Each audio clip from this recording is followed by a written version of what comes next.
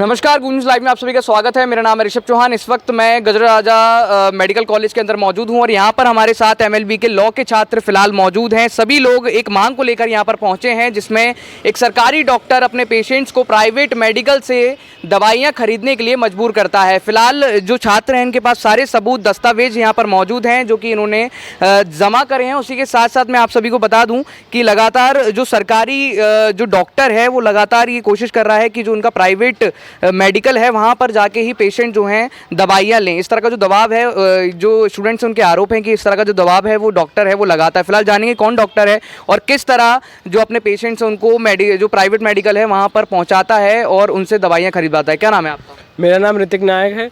किस तरह की ये जो पूरा मामला, एक बार पूरा विस्तार से बताओ कि कौन डॉक्टर है और किस तरह वो अपने पेशेंट्स को बेचता है, इस पे क्या सबूत है? मैं 12/8/2022 को अपने पेशेंट श्री बालकृष्ण नायक के साथ, जो कि मेरे मौसाजी लगते हैं, उनके साथ मैं सरकारी अस्पताल में दिखाने गया। चूँकि उन मल विसर्जन नहीं हो रहा था तो मल विसर्जन के लिए केवल एक इंजेक्शन लगना था उन्हें, जो कि उदयनिया जी ने रिकमेंड किया था। मैंने उन्हें प्राइवेट दिखाया था तो उन्होंने बोला कि आप गवर्नमेंट में जाके लगवा लीजिए, गवर्नमेंट में उपलब्ध है, ताकि आपका खर्चा ज़्यादा ना आए। तो उस मामले में यहाँ आया, मैंने पर्चा बनवाया। मैंने यहाँ डॉक्टर नवीन कुशवाहा को मुझे रूम अलर्ट किया गया। मैं उस रूम में गया तो पहले तो डॉक्टर की गंभीरता को ना देखते हुए, देखिए आप, ना तो मुझे स्ट्रेचर मिला ना ही कुछ मिला। डॉक्टर की हालत कैसी थी, मतलब मरीज़ की हालत कैसी थी उस टाइम पे, आप देख सकते हैं। जो फ़ोटो भी है मेरे उस टाइम की, और मरीज़ के साथ अभद्रता की गई। मैंने स्ट्रेचर का बोला तो उन्होंने कहा नहीं मिलेगा, जो करना हो कर लो, और फालतू की बहस करने लगे, गालियाँ देने लगे। और 1.5 घंटे बाद जब उन्होंने देखा तो कहा कि नहीं, इन्हें मल तो कुछ नहीं है, इन्हें कहीं बाथरूम में इन्फेक्शन है, कहीं जे इन्फेक्शन है, वो इन्फेक्शन है। और उन्होंने कुछ दवाइयाँ लिख दी और कहा ये दवाइयाँ आप बाहर एक मेडिकल स्टोर है, उन्होंने उसका नाम भी बताया, पुलकित मेडिकल स्टोर से ही लाएं। अगर आप किसी और दूसरी मेडिकल से लाते हैं तो हम आपकी दवाइयाँ स्वीकार नहीं करेंगे। उनके कहे अनुसार मैं उस मेडिकल पर गया तो मैंने वहाँ की उनका जो लाइसेंस होता है उनका फ़ोटो खींचा मैंने, क्योंकि मैं सारे मामले को समझ रहा था कि ये कुछ ना कुछ कमीशन का मामला है। क्योंकि एक ऐसा कोई भी सरकारी कर्मचारी या सरकारी पदस्थ डॉक्टर प्राइवेट मेडिकल के लिए रिकमेंड नहीं कर सकता है, ये नियम के विरुद्ध है। तो उनके कहे अनुसार मैं पुलकित मेडिकल स्टोर से, जो देख सकते हैं बिल, पुलकित मेडिकल, हाँ, पुलकित मेडिकल स्टोर पर जैसे ही गया तो उन्होंने मुझसे बिना डॉक्टर का नाम पूछे ही यहाँ ऑटोमेटिकली ही डॉक्टर का नाम लिख दिया, डॉक्टर नेम नवीन कुशवाहा। और 3160 रुपये की मुझे दवाइयाँ दी गई।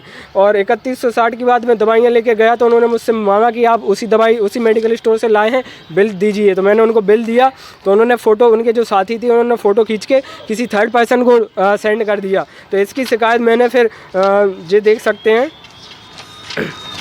इसकी शिकायत मैंने कमिश्नर, मतलब आयुक्त महोदय को की है, राष्ट्रपति महोदय को की है, प्रधानमंत्री महोदय को की है, मुख्यमंत्री महोदय और सीएम हेल्पलाइन में भी की है, और श्री कलेक्टर महोदय ग्वालियर को की है, स्वास्थ्य मंत्री भोपाल की है, मेडिकल काउंसिल ऑफ, मेरे को सील वाला भी दिखाया जिसमें पुलकित की सील थी, जो मेडिकल हैं। हाँ, वो भी एक बार मेरे पास कई तो दबाव भरे शिकायत को वापस लेने के लिए दबाव आया है। जो कोई अपने आप को श्रीमंत महाराज जी का कार्यकर्ता बताता है, कहता है कि मैं उनका कार्यकर्ता हूँ, आप शिकायत वापस लीजिए। ये देखो चैट भी है मेरे पास, उन्होंने मुझ पर फ़ोन पे बात की है। आप अगर चाहें तो पुलिस से रिकॉर्डिंग भी निकलवा सकते हैं, उसमें स्पष्टता मिल जाएगा आपको। और दूसरी साइबर सेल से, और दूसरी बात ये देख सकते हैं, मैंने काफ़ी जांच पड़ताल के बाद मुझे पता चला है कि जे पुलकित मेडिकल स्टोर, जहां पर वो लेखा जोखा करते हैं कि दिनांक इतनी को इतना कमीशन गया, डॉक्टर नवीन कुशवाहा को 2925 रुपये बनता है, और ये वहाँ की मेडिकल की सील और साइन है।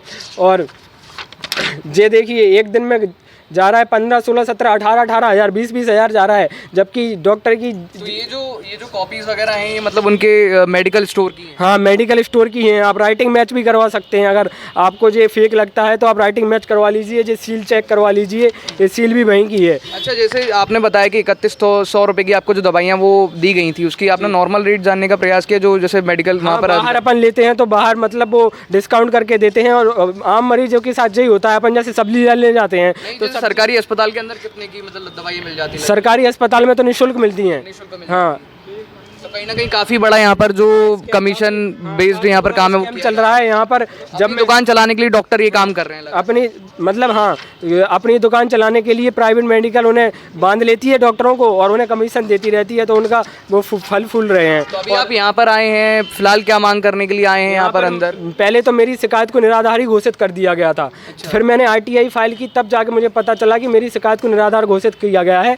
और मुझे तो फिर मैंने उन्हें एक एप्लीकेशन दी कि मेरी शिकायत किस आधार पर निराधार घोषित की गई। मुझसे तो एविडेंस मानेंगे ही नहीं गए, ना ही मुझे एक भी बार बुलाया गया, जबकि मेरे पास एविडेंस थे।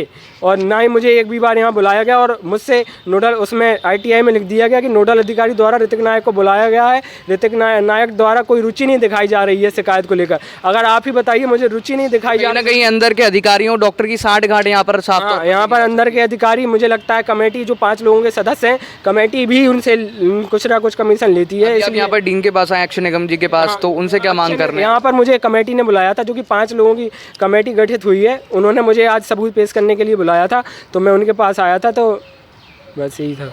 तो फिलहाल यहाँ पर जो भी बात होगी बच्चों की, छात्रों की, यहाँ पर अक्षय निगम जी के साथ, वो भी हम आपको रखने के प्रयास करेंगे। चलिए अंदर चलते हैं पहले और उनसे भी इस पूरे मामले को लेकर एक बार जो पक्ष है वो भी जानने का प्रयास कर लेते हैं।